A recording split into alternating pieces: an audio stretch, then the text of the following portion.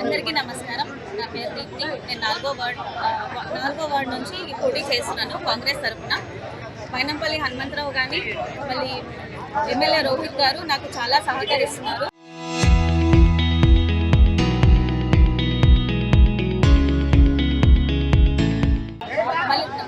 వాళ్ళు నా మీద పెట్టుకున్న నమ్మకాన్ని నేను ఎట్టి పరిస్థితుల్లోనూ ఓడిపోను.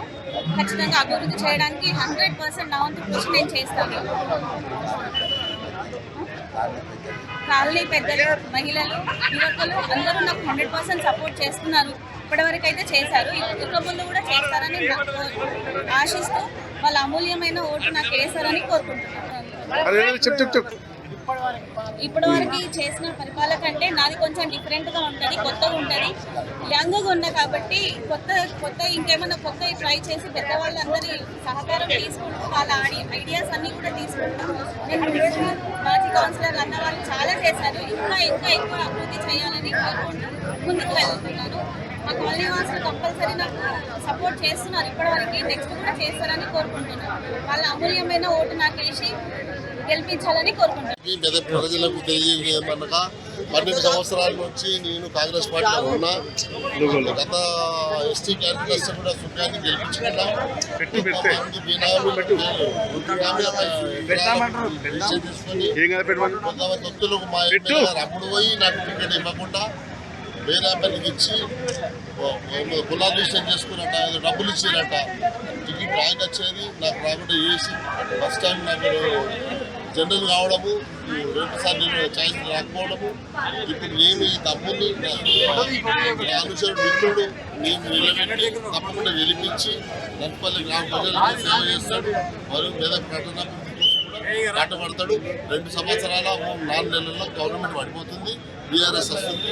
బీఆర్ఎస్ గవర్నమెంట్ తప్పకుండా ఇప్పుడు కౌన్సిల్ ఇప్పుడు తప్పకుండా బీఆర్ఎస్ కూర్చుంటుంది. మెజార్టీ స్థానాలు కైవసం. 9వ వార్డు ప్రజలకు శుభాకాంక్షలు. నేను మజూరి భిక్షపతి, ఎల్ఐసి ఏజెంట్. గత 26 సంవత్సరాలుగా ఆర్థికంగా చాలా సేవలు అందిస్తున్నాను. అందరికీ సుపరిచితుని. ఈ సంవత్సరం వచ్చే మున్సిపల్ ఎన్నికల్లో 9వ వార్డు నుంచి పోటీ చేయాలని భావిస్తున్నాను. నా యొక్క ఉద్దేశం డ్రైనేజ్, సీసీ రోడ్లు, లైట్స్ మరియు పార్క్స్, జిమ్స్తో పాటు నా యొక్క సొంత నిధి నుండి 9వ వార్డులో ఏ ఆడపిల్ల పుట్టినా నా వంతుగా 5,000 ప్రకటిస్తానని గర్వంగా తెలుపుతున్నాను.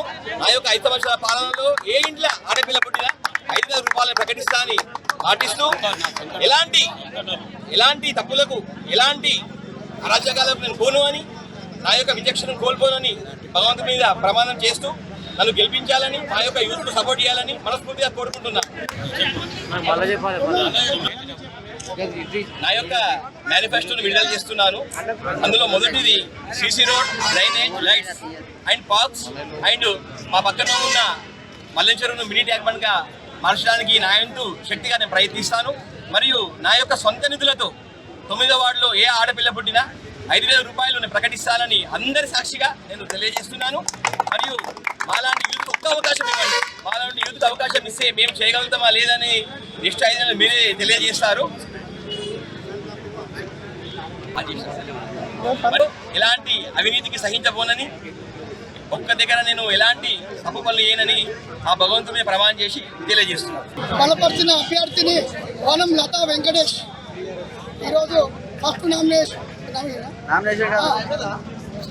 ఫస్ట్ పోటీ వేయడం జరిగింది. ప్రజల కొరకు, 10వ వార్డు ప్రజల కొరకు, వాళ్ళ ఆశయాల కొరకు మేము పార్టీలోకి వచ్చి సేవ చేయడానికి మేము పార్టీ తరఫున టికెట్ ఆశించి ప్రజల కొరకు సేవ కోసం మేము ముందు పోతున్నాం. గతంలో కూడా ఉన్న నాయకులు మా 10వ వార్డుకు ఏ కార్యక్రమాలు కానీ, ఏ పనులు కానీ సక్రమంగా చేయలేదు. అభివృద్ధి అంటే ఏంటో మేము చూపిస్తాం. 10వ వార్డు అత్యధిక మెజార్టీతో మేము గెలవడానికి సహాయశక్తులు కృషి చేసి గెలుపొంది ఈ మున్సిపాలిటీ మీద గులాబీ జెండా ఎగరవేస్తున్నాం. ఖచ్చితంగా 100% భారీ మెజార్టీకి మేము వెళ్ళడానికి సిద్ధంగా ఉన్నాం. భారీ మెజార్టీతో గెలవడమే మా లక్ష్యం. ఇదే మున్సిపాలిటీ పైన గులాబీ జెండా చైర్మన్ని మేము చూడడము మా లక్ష్యం, మా హామీలు. 10వ వార్డులో 10వ వార్డులో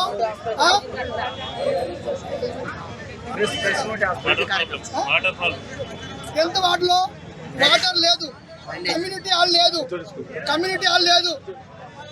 10th వార్డులో ఒక బీసీ కమ్యూనిటీ హాల్ లేదు, వాటర్ లేదు, ఐజల్ లేదు, డ్రైనేజ్ క్లీన్ లేదు, విద్యుత్ బల్బులు లేవు.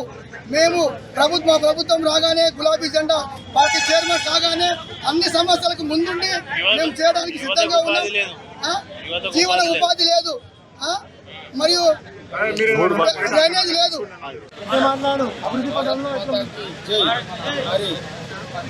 మరి ఈరోజు నేను పుల్లా నరసింహని నేను బీజేపీ అభ్యర్థిగా నేను బరిలోకి వస్తున్నాను. మరి వార్డు సమస్యలపై పరిష్కారం కోసమై నేను ఖచ్చితంగా వార్డు అభివృద్ధి కోసమే లక్ష్యంగా పనిచేస్తానని మీకు సమీపంగా మనవి చేస్తున్నాను. ఎందుకంటే నేను కార్మిక సంఘాన్ని నడుపుతున్నాను, బిఎంఎస్ భారతీయ మజ్దూర్ సంఘానికి జిల్లా అధ్యక్షుడు నేను.